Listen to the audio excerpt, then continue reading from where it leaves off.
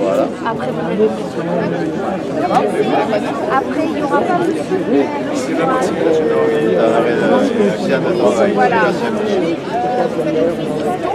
Il y a 3 associations dans le département. Mais là, c'est au mouvement patronal. C'est au niveau national. On a payé au niveau national et a décidé que toutes les précautions, on pourrait déposer une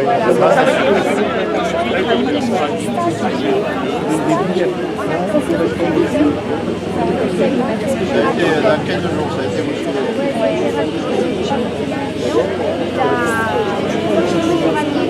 Comment allez-vous, mes chers? C'était une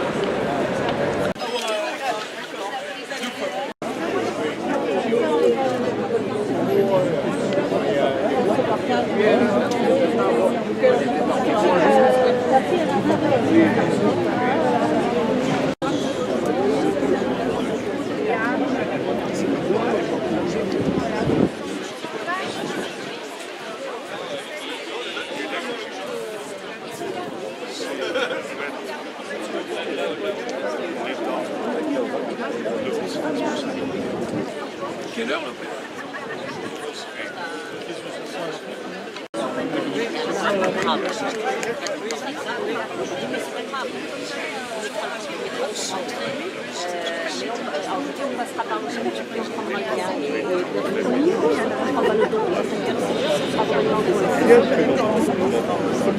Oui, oui, oui.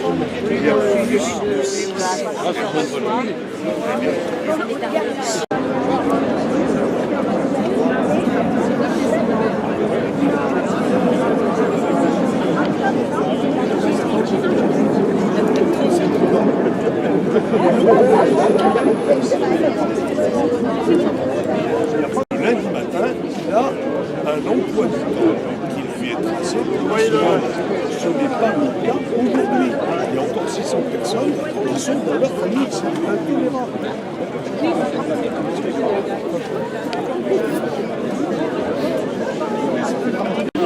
Là, j'ai pas de ça.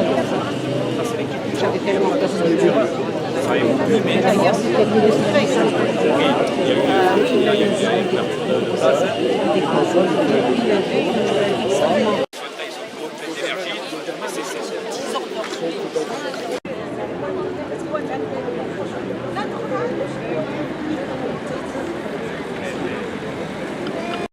c'est les seuls, c'est les fêtes. Eux, ils travaillent.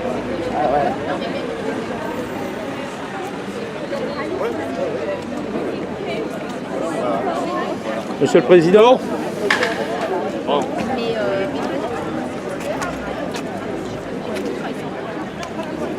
Alors, Pardon. bon alors, nous avons été reçus, j'espère, entendus, mais pas par le préfet. Donc ça, on l'a fait observer tout de suite. Donc là, le cabinet, la personne du cabinet qui nous a reçus, nous a dit qu'elle essaierait très très vite, qu'on ait eu un entretien d'au moins 10 minutes avec le préfet, en plus du dossier qu'on lui a laissé. Alors elle était au début, elle prenait des notes, et après elle a quand même été un peu gagnée par le discours qu'on a. On s'est très bien complétés tous les trois, en donnant des exemples concrets. On était même jusqu'à citer la Belgique comme scandale. Et puis on a dit qu'il y avait aussi un certain nombre de financements qui étaient faits pour d'autres causes. Là, on avait su trouver l'argent. Donc très bien compris, après on faisait allusion. Donc ça quand même, au début, elle était un peu... Je vous dis, elle prenait des notes, et après elle avait l'air un peu plus convaincue.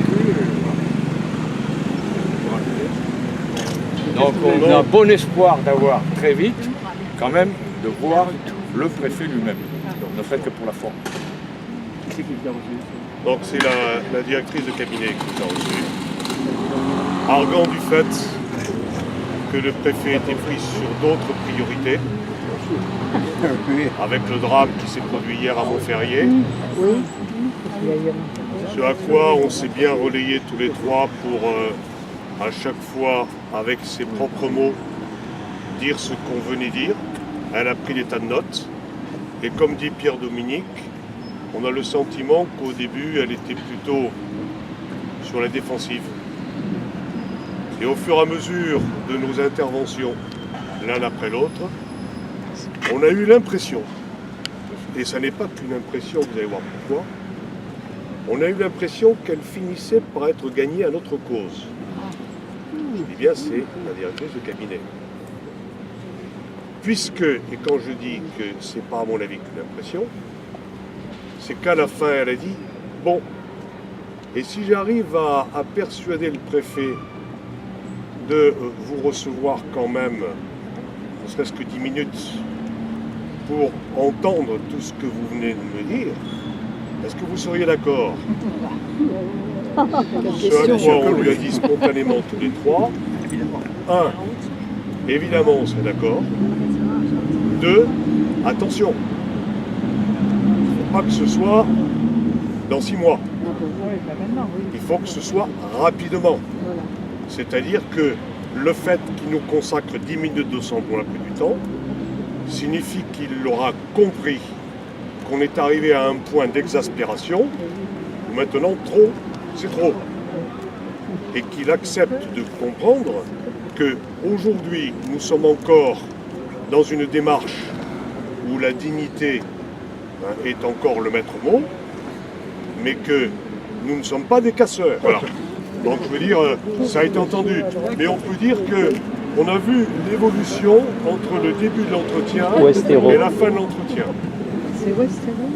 Et que ce soit ce monsieur qui nous a facilité, donc qui est des services de police, l'introduction, qui lui-même avait rédigé une note, qui a repris tout ça, ou que ce soit la directrice de cabinet, là, on peut dire qu'on a été entendu. Qu'est-ce qui va en sortir?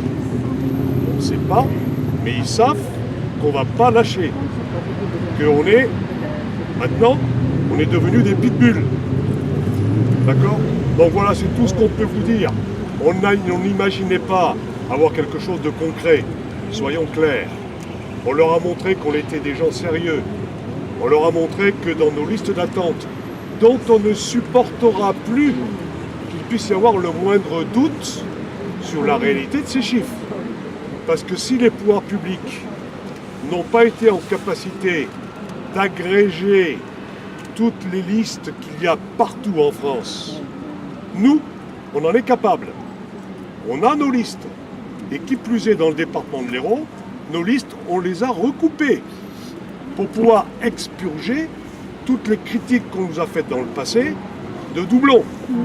Donc, nos listes, on ne supportera plus qu'on les mette en doute.